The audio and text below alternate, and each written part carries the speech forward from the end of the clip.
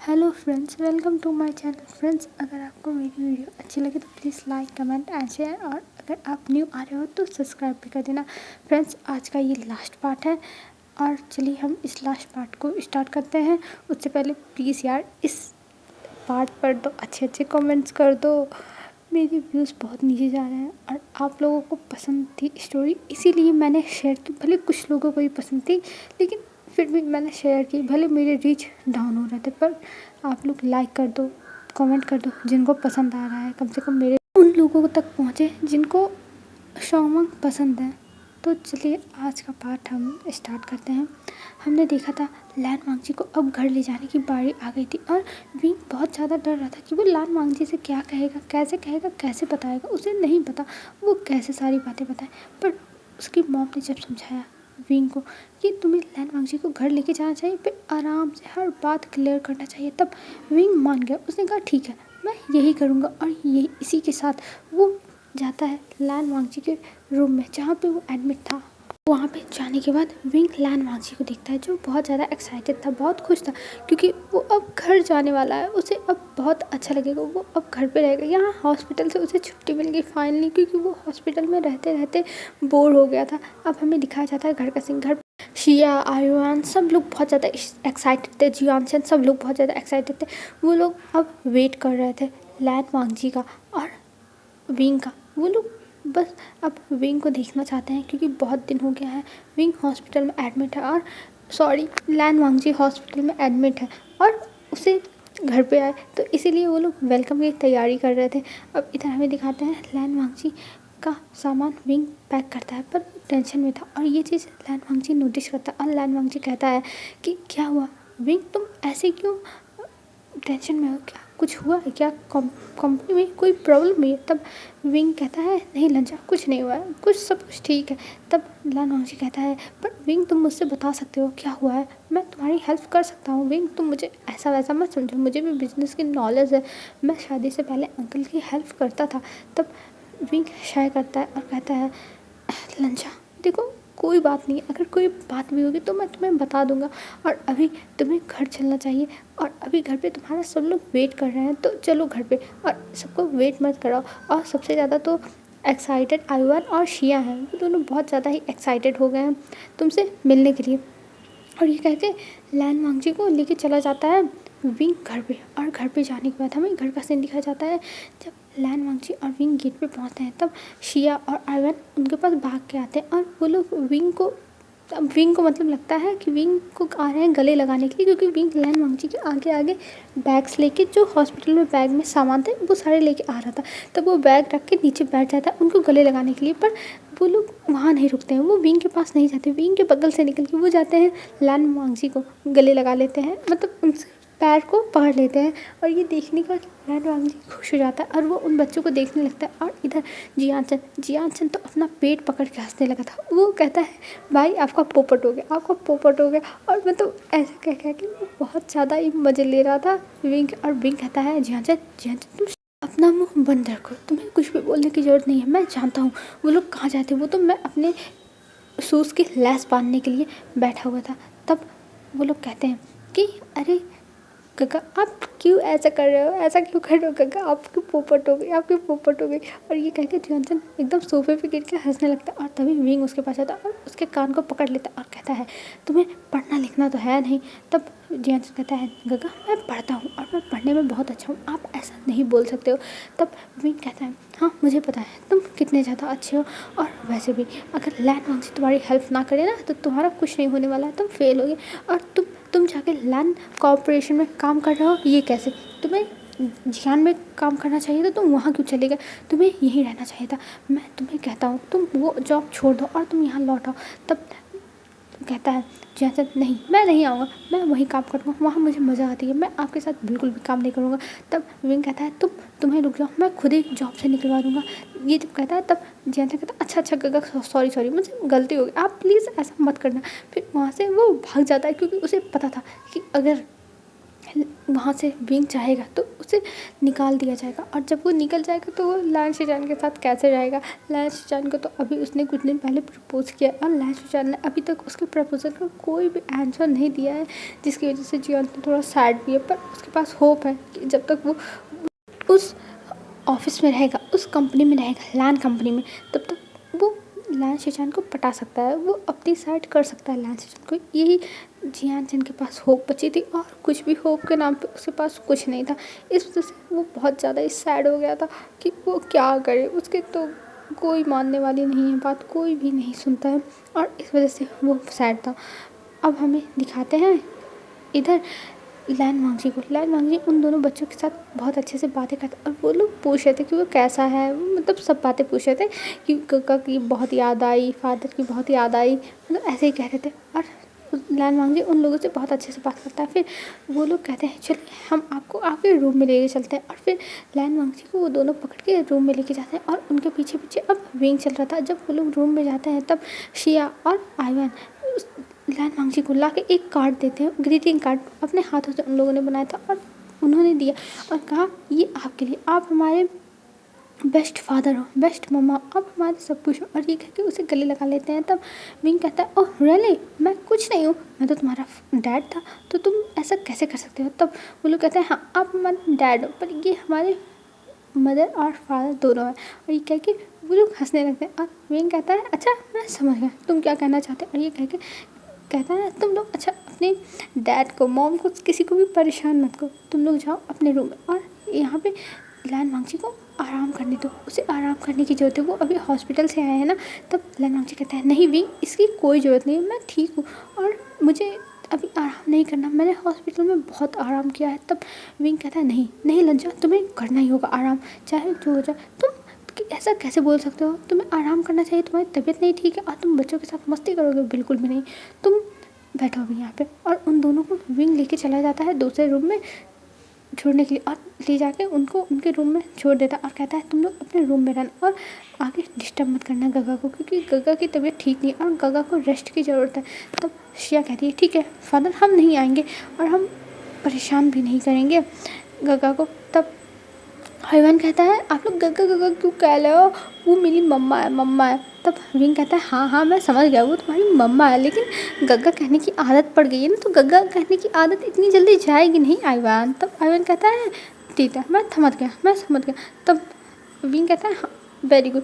और शिया से कहता है तुम आइवान का ध्यान रखना क्योंकि तुम आइवान से बड़ी हो। और ये कह के वहाँ से चला जाता है विंग।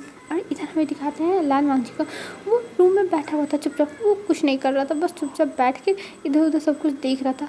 और अब लैन वांगजी के पास विंग आता है और विंग आके बैठ जाता है लैन वांगजी के पास और लैन वांगजी का जो हैंड्स थे उनको पकड़ लेता है और कहता है लंच मुझे तुमसे कुछ बातें करनी है। तब लैन वांगजी कहता है क्या बातें करनी है विंग बताओ। तब विंग कहता है मुझे तुमसे कुछ कहना है, प्लीज़ तुम अपने दिल को थाम के और सब कुछ मेरी बातें सुनना।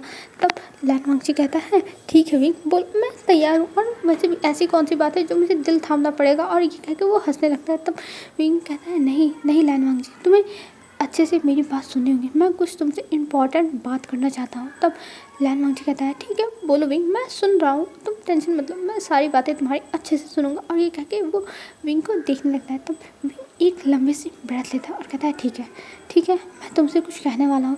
तब विंग कहता है हाँ मैं सुन रहा हूँ, कहो तुम्हें क्या कहना है, तुम क्या कहना चाहते हो। तब लैन वांगजी की तरफ विंग देखते हुए कहता है लैन वांगजी एक्चुअली जो तुम्हारे साथ ये सब हुआ है वो सब शिया ने किया है। तब लैन वांगजी कहता है क्या मतलब। तब वो बताता है कि ये सब शिया ने, ऑयल शिया ने गिराई थी फ्लोर पर, सीढ़ियों पर, मतलब सॉरी यार सीढ़ियों पर गिराई थी शिया ने ऑयल। और ये सुनने के बाद विंग की बात है वो शांत था, वो कुछ नहीं बोलता, वो कहता अच्छा। और फिर लैन वांगजी की तरफ विंग देखते हुए कहता है हाँ और लेकिन शिया की भी गलती इसमें नहीं थी, ये सब मैंने शिया से कराया था, उसने कहा था कि अगर वो ऐसा नहीं करेगी तो वो मुझे बता देगी कि शिया कितनी बुरी है, वो तुम्हें परेशान करती और मैं शिया को घर से निकाल दूंगा, इस डर की वजह से शिया ने ये सब किया था। तब लैन वांगजी कहता है हाँ और। तब विंग कहता है तुम इतने ऐसे क्यों बैठे हो, तुम चिल्लाओ बोलो कुछ तो करो, तुम इतने शांत क्यों बैठे हो और करके आगे पूछ रहे हो। तब लैन वांगजी कहता है हाँ मुझे पता है, मुझे बहुत पहले ही शक हो गया था मैम पर मेरे पास कोई प्रूफ नहीं था कि मैं उसे तुम्हारे सामने एक्सपोज कर सकूं, तो इसलिए मैंने कुछ नहीं बोला। और अब मुझे अच्छा लगा कि तुम्हें पता चल गया है। तब विंग कहता है क्या तुम्हें पता था? तब लैनवांगची कहता है हाँ मुझे पता है, क्योंकि जब मेरा हाथ चला था तब भी ये सब मैम ने करवाया था, और उससे पहले मुझे जितना भी परेशान किया गया था शिया के जरिए वो सब मैम ने करवाया था। और मुझे पता था, पर मैं पेशेंटली ये सब हैंडल करना चाहता था, पर मुझे पता नहीं था कि वो मैम शिया के जरिए इतना ज़्यादा नीचे गिर जाएगी, मुझे नहीं पता था। और मैं जानना भी नहीं चाहता था कि ये कितना नीचे गिर सकती है, लेकिन तुमने मुझे बता दिया, चलो कोई बात नहीं, मुझे तो पहले से ही पता था। तो विंग एक लंबी सी सांस लेता और कहता है फाइनली तुम्हें पता था, और मैं तुम्हें बताने में इतना डर रहा था।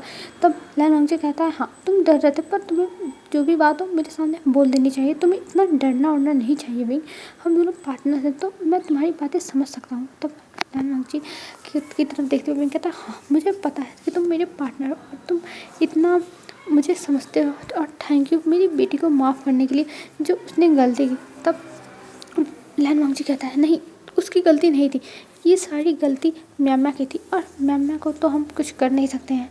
तब विंग कहता है हम कर नहीं सकते, हमने कर दिया है, हमने उसे जेल में डाला, और देखना मैं कुछ दिन के बाद उसे निकालूंगा और खुद टॉर्चर करूंगा उसे, उसने जितने तुमको चोट पहुँचाई वो सब चोट उसका उसे बदला देना होगा। तब लैनवांगची कहता है कोई बात नहीं, मैं अब ठीक हूँ ना, तो तुम्हें ये सब करने की कोई जरूरत नहीं, उसे छोड़ दो। तब विंग कहता है नहीं लंचा, अगर तुम सुनोगे तो तुम भी नहीं उसे छोड़ोगे, क्योंकि उसकी बहुत बड़ी गलती है, उसने बहुत बड़ी गलती कर दी है जो उसे अपनी लाइफ में नहीं करनी चाहिए थी। तब लैनवांगची कहता है अच्छा इतनी बड़ी गलती क्या कर दी, मैं ठीक हूँ, देखो मैं जिंदा हूँ और मैं मरा थोड़ी ना हूँ कि तुम उसे मार दोगे। तब विंग उसका हाथ पकड़ लेता और कहता है नहीं लैनवांगची मर गया है, कोई तो मरा है, शिया की वजह से कोई मरा है जो हमें छोड़ के चला गया है लैनवांगची। तब लैनवांगची कहता है ये तुम क्या कह रहे हो विंग, मैं एकदम ठीक हूँ, मैं एकदम खुश हूँ, देखो मैं एकदम चल फिर रहा हूँ, तुम ऐसा क्यों कह रहे हो। तब विंग कहता है नहीं लंचा तुम्हें नहीं पता है, सब कुछ बर्बाद हो गया है, सब कुछ ख़त्म हो गया है, तुम नहीं जानते हो कुछ भी। तब लैनवांगची सीरियस हो जाता है कि आखिर में विंग ये क्या कह रहा है, मतलब इतना धीरे धीरे बोल रहा है और इतना सीरियस हो गया। तब लैनवांगची का हाथ विंग पकड़ लेता और कहता है लंचा मैं तुम्हें कुछ और भी बताना चाहता हूँ। तब लैनवांगची कहता है हाँ विंग बोलो तुम क्या बताना चाहते हो, मैं तुम्हारी बातें सुन रहा हूँ, तुम बस बोलो। तब विंग कहता है एक्चुअली तुम प्रेग्नेंट थे। तब लैनवांगची कहता है क्या मतलब प्रेग्नेंट था। तब विंग कहता है हाँ तुम 1 मंथ प्रेग्नेंट थे, और तुम्हें सीढ़ियों से गिराने की वजह से तुम्हारे बेबी का मिसकैरेज हो गया। तो ये सुनने के बाद लैनवांगची की आंखों में आंसू आ जाते हैं, मतलब वो कुछ प्रोसेस नहीं कर पा रहा था, लेकिन वो एकदम शांत हो गया था और उसके आंखों में आंसू थे, वो कुछ नहीं बोल रहा था। तब विंग लंबी सी सांस लेता और कहता है हाँ तुम प्रेग्नेंट थे और तुम्हारा बेबी का मिसकैरेज हो गया, और ये सब हुआ है शिया की वजह से, क्योंकि उसने गिराया था ऑयल और तुम गिर गए। तब लैनवांगची अभी कुछ नहीं बोला था, वो बस चुपचाप बैठा था। तभी लैनवांगची को विंग हिलाता और कहता है लैनवांगची तुम कहाँ खो गए, मैं तुमसे कुछ कह रहा हूँ। तब लैनवांगची का हाँ विंग तुमने क्या कहा, मैं प्रेग्नेंट था और मेरा मिसकैरेज हो गया। तब जो लैनवांगची था वो अब ये कह के बस विंग को एकटक देखे जा रहा था। तब विंग अपना सर हिलाता है हाँ हो गया ये सब हो गया। तब ये सुनते ही लैनवांगची रोने लगता है, वो बहुत ज़्यादा ही रोने लगता है, मतलब हाँ उसने कभी बेबी को देखा नहीं और उसे पता भी नहीं था कि वो 1 मंथ प्रेग्नेंट है, क्योंकि ऐसा कुछ मतलब उसे लगा ही नहीं कि वो प्रेग्नेंट होगा इतनी जल्दी, लेकिन वो हो गया और अब उसे बहुत ज़्यादा रोना था। तब लैनवांगची कहता है हमारे साथ ये क्यों हुआ, हमने क्या गलती की थी, हमारा बेबी इस दुनिया में अब नहीं रहा।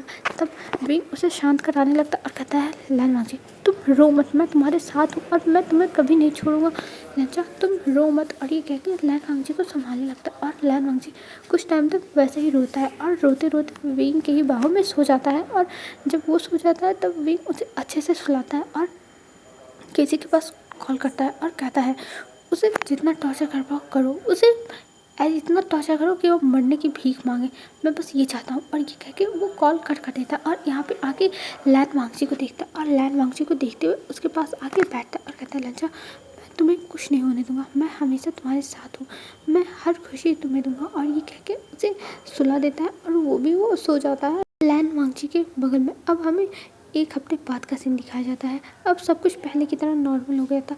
लैन वांगची ने भी अपने आप को रिकवर कर लिया था और वो शिया के साथ और आइवान के साथ बहुत अच्छे से बिहेव करता था। वो बहुत अच्छे से उन्हें प्यार करता था। वो भी सोचता था अगर मैं प्रेग्नेंट होता तो मेरा भी बेबी आने वाला रहता, पर कोई नहीं, उसका बेबी नहीं आएगा तो क्या हुआ, शिया और आइवान उसके ही बेबी हैं, क्योंकि उसने शादी से पहले ही इन दोनों को अपना बच्चा मान लिया था और अब ये दोनों उसके बेबीज़ हैं। तो इसीलिए उसे अब कोई बात नहीं, उसे इस बात का ज़्यादा दुख नहीं है, वो अपने आप को मैनेज कर सकता। और ये देख के विंग थोड़ा हैरान था कि लैन वांगजी ने अपने आप को बहुत जल्दी ही इस सारे दुख से निकाल लिया, पर वो खुश भी था कि लैन वांगजी ने अपने आप को संभाल लिया। लैन वांगजी बहुत ज़्यादा स्ट्रांग है, वो अपने आप को संभाल सकता है, ये विंग सोच लिया था। और हमें इधर दिखाते हैं एक हफ्ते बाद न्यूज़ में आ रहा था कि शिया की जो डेड बॉडी है वो एक नदी के किनारे मिली है और उसकी डेड बॉडी को देख के ऐसा लग रहा है कि उसे बहुत ज़्यादा ही टॉर्चर किसी ने किया और कई दिनों तक टॉर्चर किया गया और प्लस उसका मेडिसिन भी उस पर अप्लाई किया गया है जैसे वो ज़िंदा रह सके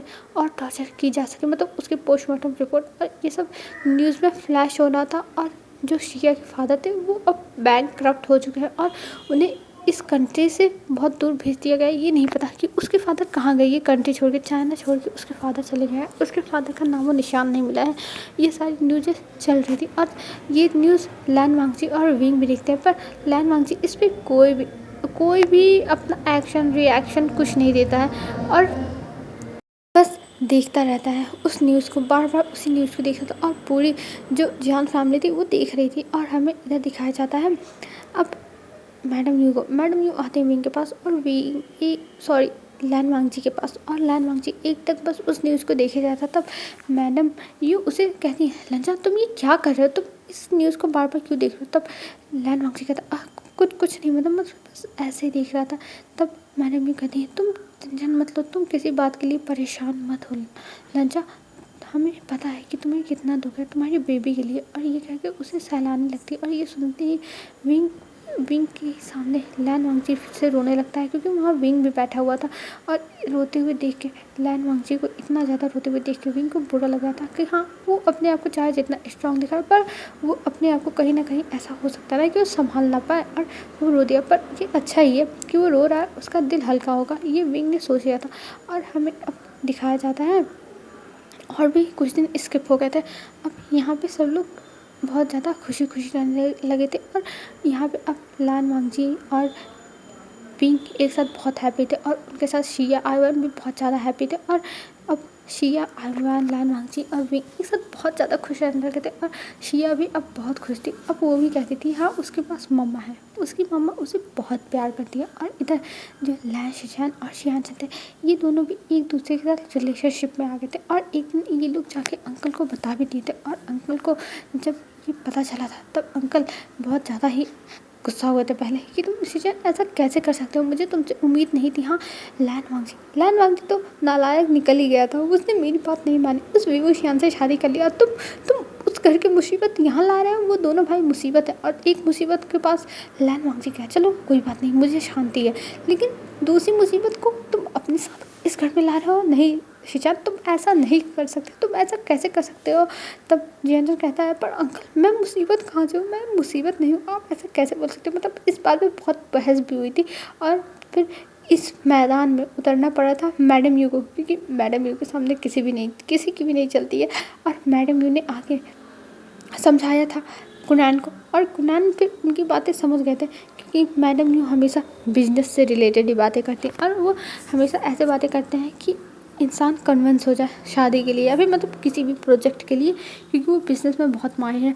और वैसे ही कुनैन को भी उन्होंने मना लिया था बिज़नेस के जरिए। हाँ मैडम यू ये शादी से दोनों लोग का फ़ायदा होता है, लैन कंपनी को भी और जियान कंपनी को भी, लेकिन मैडम यू इसलिए बिज़नेस की बातें सामने लाई क्योंकि ये दोनों एक दूसरे से प्यार करते थे और इन दोनों को मिलाने के लिए मैडम यू ने सोचा था उन्हें जो करना पड़ेगा वो करेंगे। और कुनैन को कन्विंस करना मुश्किल होता है, इसलिए उन्हें बहुत अच्छे पॉइंट्स चाहिए थे जिससे कुनैन कन्विंस हो जाए और कुनैन अपने काम को आगे बढ़ाने के लिए और सक्सेसफुल करने के लिए और भी ज़्यादा अपने लैन कंपनी को पूरे चाइना में फैलाने के लिए वो मान गए थे, वो तुरंत मान गए थे और सब लोग हैरान थे कि मैडम यू के पास क्या स्किल है। वो मतलब कुरान जैसे इंसान को जो इतने ज़्यादा खड़ूस है, हमेशा बस गुस्सा लेके घूमते हैं, उनको भी मना सकते हैं। और ये सब देख के सब लोग बहुत ज़्यादा खुश हो गए थे। और कुछ टाइम के बाद लैन शीशान और जियानचन की भी शादी हो गई थी और वो लोग अब बहुत ज़्यादा ही खुश थे। और हमें अब दिखाया जाता है